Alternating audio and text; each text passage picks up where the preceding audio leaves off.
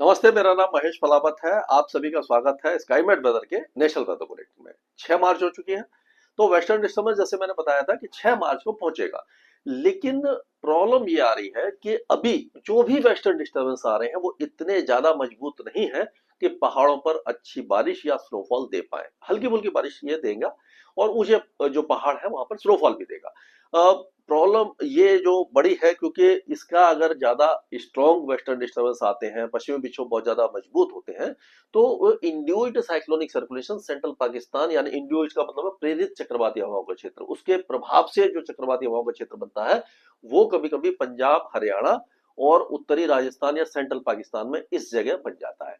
और उस समय क्या होता है कि हवाएं यहां से आना शुरू हो जाती है समुद्र से, और ये उत्तर भारत में बारिश शुरू हो जाती है। लेकिन अभी क्या हो रहा है कि ये सब ऐसा कुछ नहीं बन रहा और यहाँ पर उल्टा विपरीत चक्रवाती हवाओं का क्षेत्र बन रहा है। तो ये किसी यानी वेस्टर्न डिस्टर्बेंस या जो साइक्लोनिक सर्कुलेशन उसको नहीं आने देगा। ये हवाओं को घड़ी की दिशा में घुमा रहा है। तो यहाँ पर गर्मी बढ़ रही है, इसीलिए आपने देखा होगा 37-38 डिग्री के टेम्परेचर पहुंच चुके हैं राजस्थान में। तो ये एक डेवलपमेंट हुआ है। और आगे भी हमें कोई बहुत बड़ा वेस्टर्न डिस्टर्बेंस दिखाई नहीं दे रहा। तो ये मान के चलिए कि अब पहाड़ों का मौसम बहुत ज्यादा बदलने वाला नहीं है। बीच बीच में जो पश्चिमी विक्षोभ आएंगे उनका ज्यादा असर दिखाई नहीं देने वाला है। लेकिन उत्तर भारत से लेकर के मध्य और पूर्वी भारत, उड़ीसा तक तापमान बहुत ज्यादा बढ़ गए हैं। 37-38 और कहाँ कहाँ 40 डिग्री तक टेम्परेचर आने की संभावना दिखाई दे रही है। यानी कि राजस्थान से लेकर के आपका जो गुजरात है और मध्य प्रदेश के कुछ इलाके, छत्तीसगढ़ के और उड़ीसा के, ये जो इलाके हैं यहाँ पर टेम्परेचर काफी ज्यादा बढ़ गए हैं। तो अब जो प्री मानसून गतिविधियां होती है कि मानसून सीजन चल रहा है मार्च, अप्रैल और मई, वो अब शुरू हो सकती हैं कभी भी। जैसे ही कोई थोड़ा सा अनस्टेबल एटमॉस्फेयर होगा और बादल बनने की संभावना बन जाएगी, थोड़ा सा मॉइस्चर आएगा, तो जब इस तरह के बादल बनते हैं इस समय तो वो धूल भरी आंधी के साथ तेज हवाएं देते हैं, जिससे फसलों को नुकसान होता है। लेकिन अभी फिलहाल 7-8 दिन तक हमें बहुत ज्यादा ऐसा कुछ एपिसोड दिखाई नहीं दे रहा। आपके जैसे ही ऐसा होगा आपको लगातार बताते रहेंगे। तो आज अगर देखें तो ये जो वेस्टर्न डिस्टर्बेंस है आप देख सकते हो कि ये ऑलरेडी यहाँ पर आ रहा है। मतलब कि ये उत्तरी पाकिस्तान से लेकर के आप कह सकते हो कि जम्मू कश्मीर तक पहुंच रहा है। और ये अफगानिस्तान वगैरह ये जो इलाके हैं इन इलाकों में बारिश देगा और लद्दाख तक बारिश देगा। जम्मू कश्मीर के ऊंचे पहाड़ों पर ही बारिश रहेगी। और जैसे मैंने बताया था कि उड़ीसा, दक्षिणी उड़ीसा के तट पर कुछ वेदर एक्टिविटी हो सकती है। कर्नाटक के दक्षिणी इलाकों सहित केरल में और दक्षिणी तमिलनाडु में हल्की बारिश की संभावना दिखाई दे रही है। ये जो ट्रफ बन रही है, ट्रफ क्या है कि घड़ी की उल्टी दिशा में जब हवा चल रही होती है इस तरह से ये आ रही है। तो ये ट्रफ है और यहाँ पर एक हल्का सा साइक्लोनिक सर्कुलेशन बन गया है, इसीलिए इस इलाके में कुछ वेदर एक्टिविटी हो सकती है। हवाएं जो है वो तेजी से उत्तर पश्चिम दिशा में ही चलती रहेंगी। तो ये है। अगर ये 7 तारीख की बात करें तो 7 तारीख में आप देखिए कि हिमाचल के ऊंचे पहाड़ों पर और उत्तराखंड के ऊंचे पहाड़ों पर भी बहुत हल्की बारिश है। लेकिन जम्मू कश्मीर, गिलगित बाल्टिस्तान, मुजफ्फराबाद और लद्दाख, यहाँ पर बारिश थोड़ी सी ज्यादा है। ऊंचे पहाड़ों पर स्नोफॉल भी हो सकता है। अरुणाचल पर हल्की बारिश है। ये आंध्र प्रदेश के तट और दक्षिणी उड़ीसा में बारिश की संभावना बनती दिखाई दे रही है। केरल में भी दिखाई दे रही है। और उसी तरह से ये 8 तारीख होते होते बारिश की गतिविधियां लगभग जहां पर समाप्त हो जाएंगी, लेकिन केरल और दक्षिणी कर्नाटक में रहेगी और पहाड़ों पर भी कम हो जाएगी। अब अगर हम बात करते हैं तो ये जो अगर हम कश्मीर की बात करें तो यहाँ पर देखेंगे मुजफ्फराबाद, कुपवारा, बांदीपुर, ये बारामूला, गंदरबल, श्रीनगर, ये जो इलाके हैं यहाँ पर कुछ वेदर एक्टिविटी हो सकती है। ये अगले 3-4 दिनों तक रहेगी, 8 तारीख तक रह सकती है। लेकिन बाकी जो है राजौरी, रियासी और डोडा, आपका जम्मू के ये आपका सांभा, कठुआ, ये सारे इलाके सूखे रहेंगे। अगर लद्दाख की बात करें तो लद्दाख में भी बारिश की गतिविधियां काफी जगह पर रहेंगी, लेकिन इंटेंसिटी थोड़ी कम रहेगी। हिमाचल प्रदेश की अगर बात करते हैं तो चंबा और लाहौल स्पीति, केलियोंग, यहाँ पर बहुत हल्की बारिश की संभावना दिखाई दे रही है। 8 और 9 को, 7 और 8 तारीख को दिखाई देगी। उसके बाद मौसम फिर से साफ हो जाएगा।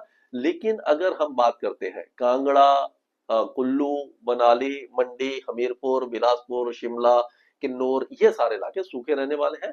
उत्तराखंड में भी हमें कहीं पर भी वेदर एक्टिविटी दिखाई नहीं देती। थोड़े बहुत गरजने वाले बादल उत्तरकाशी वगैरह में बन सकते हैं, लेकिन बाकी सारा इलाका जैसे कि आपका रुद्रप्रयाग है, चमोली है, देहरादून, टेडी गढ़वाल, हरिद्वार और जो अल्मोड़ा है, नैनीताल है, सारे इलाके सूखे रहने वाले हैं। पंजाब में अगर हम देखते हैं तो पंजाब में जो है वो कोई भी मौसमी गतिविधि आपको दिखाई नहीं देगी, टेम्परेचर बढ़ रहे हैं और गर्मी यहाँ पर भी बढ़ जाएगी। हरियाणा और दिल्ली में भी सिरसा और फतेहाबाद है, तो इन दोनों राज्यों में भी मौसम साफ रहेगा, शुष्क रहेगा और गर्म रहेगा। सिरसा, फतेहाबाद, ये हिसार, भिवानी, ये जो इलाके हैं यहाँ पर 34 डिग्री या 35 डिग्री का तापमान आ सकता है। बाकी इलाकों में अब 32 या 33 डिग्री, 31 से 33 डिग्री के बीच में टेम्परेचर रहेगा। दिल्ली में भी गर्मी थोड़ी सी बढ़ सकती है, लेकिन तेज हवाएं अभी भी जो है वो धूल उड़ाएंगी और थोड़ा सा परेशान करेंगी, फसलों को भी नुकसान पहुंचा सकती है। उत्तर प्रदेश की अगर हम बात करें तो उत्तर प्रदेश में भी लगातार जो हवाएं हैं वो ये उत्तर पश्चिम दिशा से इस तरह से आपको दिखाई देती रहेगी और ये काफी तेज चलेंगी। पूरे उत्तर प्रदेश में आपको गर्मी दिखाई देगी, कोई भी मौसमी गतिविधि अभी दिखाई नहीं देगी। आंधी की संभावना या धूल भरी जो आंधी है वो अभी फिलहाल नहीं है, क्योंकि टेम्परेचर 40 डिग्री के ऊपर नहीं गए हैं। 40, 42 या 43 तक जब टेम्परेचर चले जाते हैं, जो मार्च के आखिर में जाएंगे, तब जाकर के यहाँ का मौसम बदलेगा।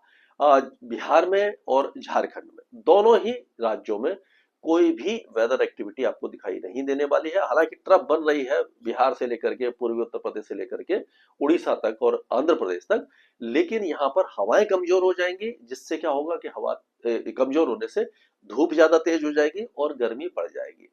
यानी कि आप अगर देखें तो अररिया, किशनगंज, सुपौल से लेकर के सीतामढ़ी, चंपारण और ये आपका मुजफ्फरपुर, सिवान, सारण, वैशाली, भोजपुर, पटना, गया, नवादा, बेगूसराय, लखीसराय, सारे इलाके काफी ज्यादा गर्म हो जाएंगे। उसी तरह से झारखंड में भी अगर झारखंड की आप बात करते हैं तो झारखंड में आपको हजारीबाग और चतरा, पलामू, लातेहार, लोहरदगा, रांची, खूंटी, बोकारो, धनबाद, सारे इलाके सूखे हो जाएंगे और काफी ज्यादा गर्म हो जाएंगे।